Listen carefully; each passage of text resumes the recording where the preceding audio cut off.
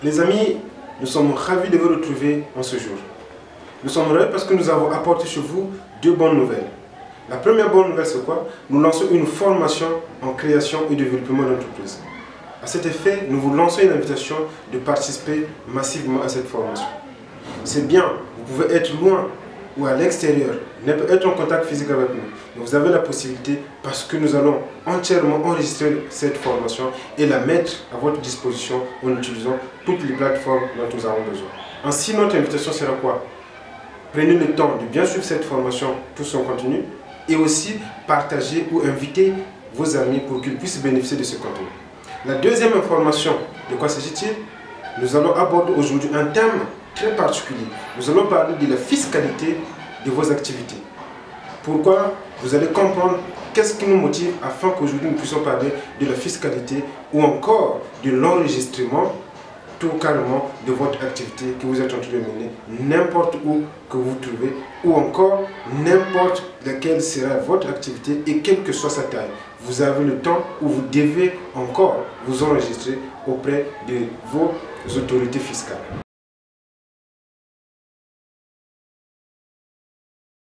Je vais peut-être vous dire pourquoi les lois et pourquoi je dois me faire enregistrer ou je dois me faire reconnaître auprès de l'État dans lequel j'existe. Parce qu'il y a plusieurs avantages, chers amis, à cela. Parce que quand vous êtes reconnu, ça donne quelque chose ou une autre nature à votre activité. D'ailleurs, vous serez qualifié de quelqu'un de sérieux et ainsi, votre activité pourra bénéficier de plusieurs avantages que l'État mettra à votre disposition. Mais imaginez que vous mettez au monde un enfant, vous ne prenez pas le temps de le faire reconnaître à la mairie. Ça serait un fantôme. Alors, pour votre activité, nous n'avons pas besoin que ça puisse être ainsi. Prenez donc le temps de vous faire immatriculer dès que possible pour que l'État puisse vous reconnaître et vous bénéficier de tout ce que l'État pourrait mettre à la disposition de ceux qui bénéficient ou de ceux qui mettent des activités en place et qui sont prêts à employer certaines personnes. Parce que, sachez-le, quand vous mettez une activité en place, c'est pour vous-même et aussi c'est pour votre État parce que vous allez employer des personnes qui viennent travailler là. Et ainsi vous allez lutter contre le chômage dans une certaine mesure. Donc quand vous êtes reconnu, quand vous prenez le temps de vous faire enregistrer, cela a un impact tant pour vous-même que pour votre gouvernement.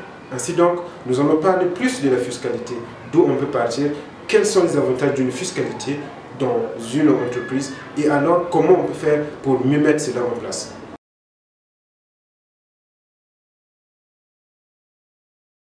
Je vais vous en parler en tant que quelqu'un qui est déjà dans l'entrepreneuriat, quelqu'un qui a déjà aidé, qui a été déjà consultant auprès de certaines activités, auprès de quelques établissements qui ont bien voulu nous servir et qui ont bien voulu prendre soin de bien organiser leurs activités. Des avantages il y en a et c'est là qu'on va parler aujourd'hui. Comment vous allez procéder? Sachez que nous sommes plus en Afrique centrale, je vais plus prendre des exemples ici parce que c'est là où nous exerçons et c'est là où nous avons plus de connaissances. Alors en Afrique centrale, nous avons des services d'immatriculation ou de facilitation d'enregistrement des activités. Par exemple, ici au Congo-Brazzaville, nous avons le service qu'on appelle maintenant ACPCE. C'est ça qui permet aux entrepreneurs d'aller faire enregistrer leurs activités. On a pris l'exemple au Cameroun, nous avons la CFCE. Ça aussi, vous pouvez partir pour faire enregistrer votre activité. Et je suis sûr que dans d'autres localités aussi, il y a des services qui sont habilités à faciliter l'enregistrement de petites activités ou des activités tout court auprès du ministère qui est en leur charge. Alors prenez le temps d'organiser, prenez le temps de descendre, prenez le temps de contacter ces personnes qui sont à votre charge. D'ailleurs, il faut savoir que c'est des personnes qui sont mises là pour vous aider. Il est vrai que vous aurez peut-être besoin de conseils de personnes plus spécialisées, des personnes qui le font déjà. N'hésitez pas de contacter ces personnes-là et prenez le temps de converser davantage avec ces personnes et faites ce qui est de mieux que vous devez faire. Ne faites pas des choses sur Internet si vous n'avez pas assez d'informations parce que ça peut être un désastre pour vous, ça peut être que vous remplissez des informations dont vous ne comprenez pas. Aidez-vous, vous faites-vous aider par des personnes physiques ou encore par des amis, des collègues qui ont déjà fait ces activités-là. Prenez le temps de vous lier à de bonnes personnes qui vont vous donner les conseils nécessaires pour que vous puissiez faire votre immatriculation.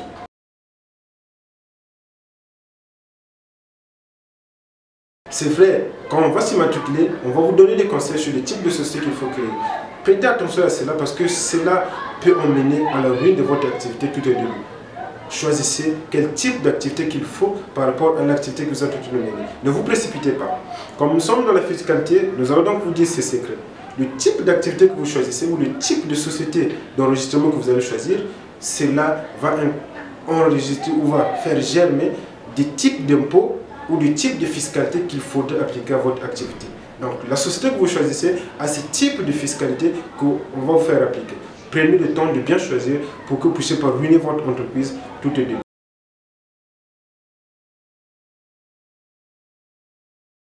La deuxième des choses, c'est quoi? Que vous allez bénéficier une fois que vous vous êtes fait enregistrer auprès de l'État qui gère les territoires dans lesquels vous exercez. Vous allez avoir la possibilité de réussir certaines coopérations avec des organismes dans cet État, avec certaines entreprises, avec certains organes qui existent déjà dans cet État, parce que vous serez déjà connu auprès du gouvernement de cette entreprise, ou vous serez déjà connu auprès du ministère qui gère les entreprises dans un État quelconque. Ce qui viendra de dire, si jamais il y avait une entreprise qui avait besoin d'une activité ou d'une autre entreprise qui exerce dans le domaine quelconque, si vous cadrez, l'État peut prendre le temps de vous faire signe ou de vous contacter afin que vous puissiez rejoindre cette entreprise. Il peut arriver qu'il y ait des marchés publics et que vous vous êtes enregistré. Prenons le cas par exemple si vous étiez dans le BTP et que vous vous êtes fait enregistrer auprès d'un gouvernement quelconque ou auprès d'un ministère quelconque et que ce ministère a des activités dans le BTP, vous pouvez avoir plus d'avantages qu'on puisse vous contacter pour que vous puissiez être capable d'exercer ou de mener à bien cette activité-là. Donc ça, c'est une bonne coopération déjà qui sera établie. Dans cette coopération avec les lois du gouvernement, vous pouvez trouver une certaine protection qui est accordée aux entreprises qui sont déjà enregistrées. Vous pouvez avoir des allégements sur certaines taxes, sur certains impôts que vous devrez verser à l'État parce que vous êtes enregistré, on vous allège parce qu'on vous prendra de quelqu'un de sérieux, de quelqu'un qui veut contribuer au développement économique d'un État. Ainsi, vous bénéficierez de cela. Au-delà de tout cela, on va partir un peu plus loin. On va vous parler de quelques rabais que vous pouvez bénéficier au cas où vous êtes déjà fait enregistrer. On va vous dire que vous aurez des exonérations pendant toute une période donnée où vous n'allez pas payer telle taxe, vous n'allez pas verser telle chose auprès du gouvernement. Tout cela vous bénéficiez parce que vous êtes fait enregistrer. Aussi, dans les États les plus développés, vous aurez la possibilité que l'État puisse mettre à vous ou à vos côtés des conseillers qui peuvent vous aider davantage pour vous développer et pour atteindre l'objectif dont vous êtes fixé de votre entreprise. En dehors de cela, vous aurez davantage de la protection venant du gouvernement dans lequel vous exercez. Aussi, vous aurez peut-être aussi besoin des gens qui vont vous permettre d'acquérir certains investissements. Alors, à cet effet, une fois que vous faites partie de l'agenda du gouvernement, vous pouvez être invité à des activités, à des séminaires, à des formations quelconques ou à des rencontres quelconques où vous allez peut-être trouver une personne qui voudrait bien investir dans votre activité. Ou encore, vous pouvez peut-être trouver pendant ces activités-là des personnes qui vont être vos clients potentiels. Alors, il y a plus d'avantages quand on se fait enregistrer, quand on se fait reconnaître. D'ailleurs, l'exemple que nous avons pris au début de l'enfant qui vient de naître qu'on va faire enregistrer, vous allez voir que cet enfant bénéficie de plusieurs avantages parce qu'il va vivre dans une communauté où il sera reconnu et l'État lui comptera dans tout ce que le service public voudrait mettre à la disposition des citoyens.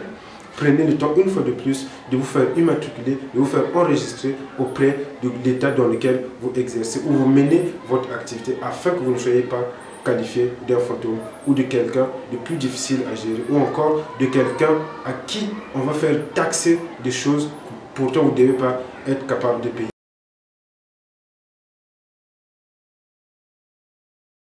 Jusqu'ici, on a vu quelques structures, quelques organismes qui peuvent nous aider à faire enregistrer notre activité.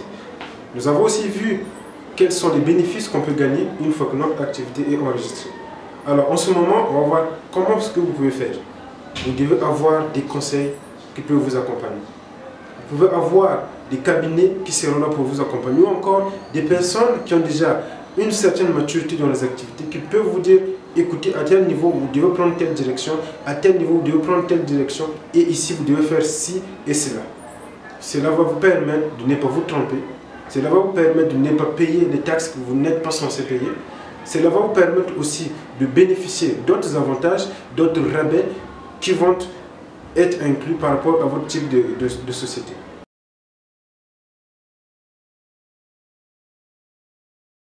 Là, nous sommes à l'état où je me suis fait déjà enregistrer, j'ai déjà des papiers de l'État, j'ai déjà tout ce qu'il faut et je commence déjà à mener mon activité. Quel genre d'impôts ou de taxes peuvent être à votre charge? On aura peut-être des gens qui seront obligés de payer de la TVA, on aura des gens qui vont être contraints de payer de la patente, on aura des gens à qui on va appliquer des retenues à la source, on aura des gens à qui on va appliquer des IRVM, ainsi de suite. Il y a plusieurs types de taxes ou d'impôts qui vont s'appliquer selon le type de société que vous avez choisi. Tout ce que je viens de citer ne va pas être appliqué à n'importe quel genre de société, mais cette spécificité est là par rapport au type de société que vous avez choisi. Si vous choisissez une entreprise quelconque, une société quelconque, vous allez voir, on va vous donner la liste des impôts ou des charges qui vont être à votre charge. Si vous choisissez une telle autre entreprise, vous allez voir qu'on va vous donner des informations nécessaires. Mais tout cela, vous devez, comme j'ai dit, vous faire accompagner. Soit c'est un ami, c'est un copain qui a déjà de l'expérience, qui a déjà fait ça, qui vous accompagne, ou carrément c'est un cabinet d'avocats que vous prenez qui va vous accompagner.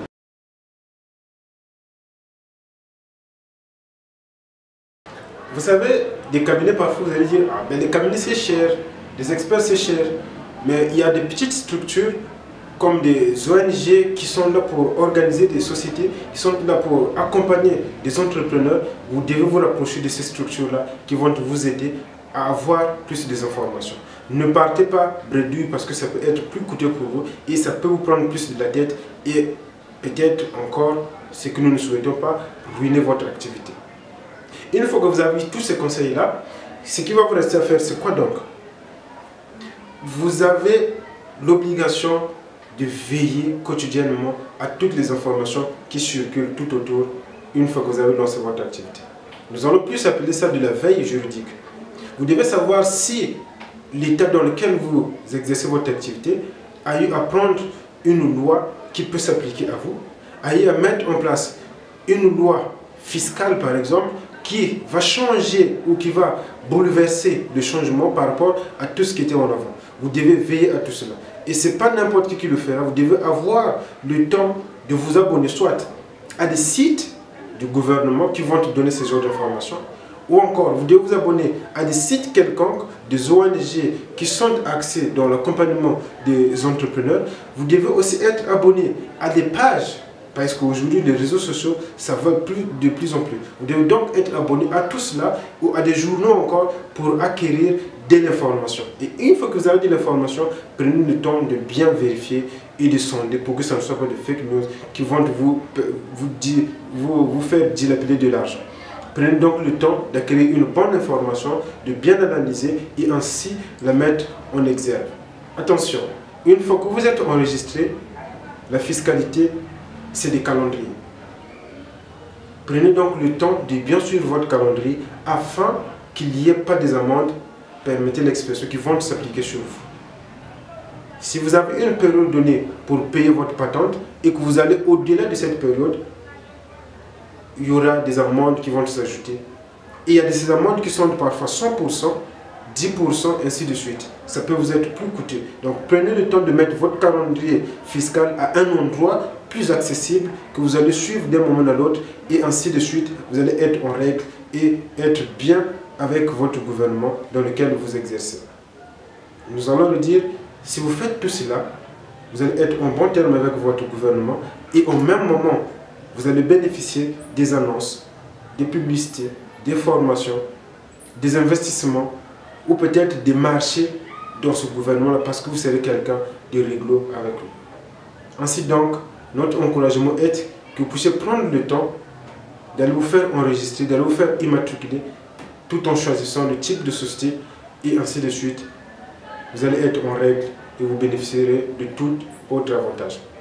Nous n'avons pas beaucoup développé ici parce que on est limité dans le temps, mais si seulement vous avez des points qui vous intéressent, des points dont vous voulez acquérir plus de connaissances, vous avez la possibilité de mettre des commentaires ou d'utiliser les liens, les plateformes que nous allons mettre en lien pour que vous puissiez nous contacter et vous donner ce qu'il faut que vous puissiez faire.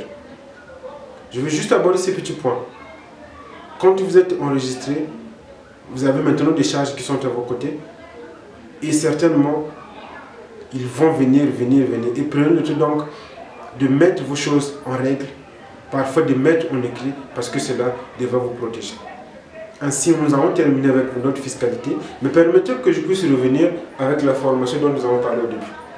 Dans cette formation, vous avez l'avantage d'apprendre quoi? Par exemple, comment réfléchir pour identifier des opportunités. Vous aurez la possibilité d'apprendre comment monter un flux de trésorerie, le tableau de flux de trésorerie, comment vous pouvez le faire. Vous allez aussi apprendre un peu comment faire de la comptabilité pratique des petites entreprises. Vous allez aussi apprendre dans le même sillage comment bien gérer son équipe et comment bien séparer son argent personnel avec l'argent de l'entreprise. Il y a plusieurs modules qui sont là, qui vous attendent. Donc prenez le temps de bien vous engager et de bénéficier de cette formation. Pour nous, nous sommes fiers de vous avoir, nous sommes fiers de savoir que vous êtes en train de nous suivre et vous nous donnez des encouragements quand vous commentez. Ainsi, nous allons vous inviter à vous abonner et d'activer surtout la cloche de notification afin que vous ne puissiez rien manquer. Merci de nous avoir suivis et merci encore. Notre communauté continue d'évoluer grâce à vous et nous allons continuer de vous donner ce que vous avez besoin. Dites-nous vos besoins, nous allons les développer.